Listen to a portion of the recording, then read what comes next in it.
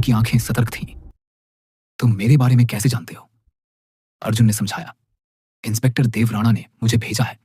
मैं इस हवेली के राज के बारे में जानने के लिए यहाँ हूँ। रुक्मिणी मौसी ने एक कांपती हुई सांस ली।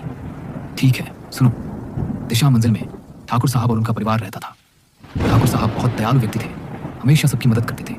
उनका भाई श्रीवर्धन भी उनके साथ रहता था। वह बहुत लालची और दुष्ट था, पैसे के लिए कुछ भी कर सकता था। मैं उन दिनों ठाकुर साहब के यहाँ नौकरानी का काम करती थी। साहब और मेम साहब बहुत अच्छे थे, हमेशा दूसरों की मदद करते थे। उनके 2 बेटे और 1 बेटी थी। सब कुछ ठीक चल रहा था, लेकिन साहब का छोटा भाई सूर्यवर्धन उनसे जलने लगा। वह हर रोज झगड़ा करने लगा। झगड़ा इस हद तक बढ़ गया कि उसने साहब को जान से मारने की ठान ली और एक अंधेरी रात में उसने हत्यारों को भेजकर साहब की हत्या करवा दी और अगले दिन दुखी होने का नाटक किया।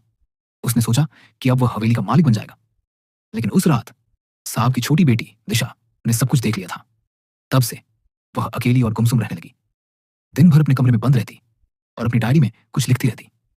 एक दिन मेम साहब को वह डायरी मिली जिसमें बच्ची ने साहब की हत्या का चित्र बनाया था, जिसमें उसने सूर्यवर्धन की तस्वीर बनाई थी। मेम साहब ने तुरंत पुलिस को डायरी दिखाई। तब इंस्पेक्टर देव राणा ही जांच कर रहे थे। डायरी की मदद से सूर्यवर्धन पकड़ा गया और उसे जेल जाना पड़ा। उसके सारे इरादे मिट्टी में मिल गए और उसका गुस्सा और बढ़ गया। अब वह मेम साहब और पूरे परिवार को खत्म करने की साजिश रचने लगा और जैसे ही वह जेल से रिहा हुआ, उसने मेम साहब और बच्चों का कत्ल कर दिया। जिस दिन यह सब हुआ, उससे 1 रात पहले मेम साहब ने मुझे अपने कमरे में बुलाया और मुझे एक डायरी दी और मुझसे उसे पुलिस के पास ले जाने के लिए कहा, लेकिन मैं डर के कारण चुप रही और उस डायरी को ऊपर के कमरे में छिपा दिया। अगर इस श्राप को तोड़ना है और इस मंजिल और गांव को श्राप मुक्त करना है, तो उस डायरी को ढूंढकर जलाना होगा। अर्जुन वर्मा डायरी ढूंढने की हर मुमकिन कोशिश करता है और उसे वह डायरी नहीं मिलती। वह बेबस हो जाता है और कहता है कि अनीस पहले वह इस जगह आना नहीं चाहता था, पर अब वह श्राप मुक्त के बिना वापस नहीं जाना चाहता। अचानक से पीछे कुछ आवाज आती है और एक कमरे में अर्जुन वर्मा को कुर्सी हिलने की आवाज आती है। वहां जाकर देखते ही उसे एक लड़की दिखती है। वह पूछता है कि तुम कौन हो, यहाँ क्या कर रही हो?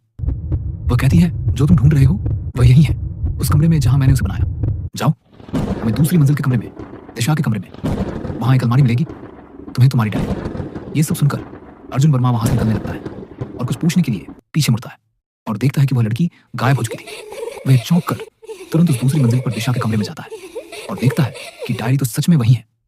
उसे कमरे में लगी दिशा की फोटो देखकर वह चौंक जाता है कि वह वही लड़की है जिसने उसे यहाँ का रास्ता बताया। डायरी मिलते ही वह दौड़कर गाड़ी में जाता है और डायरी जलाने के लिए चला जाता है। डायरी जलते ही अचानक से सब श्राप मुक्त हो जाते हैं।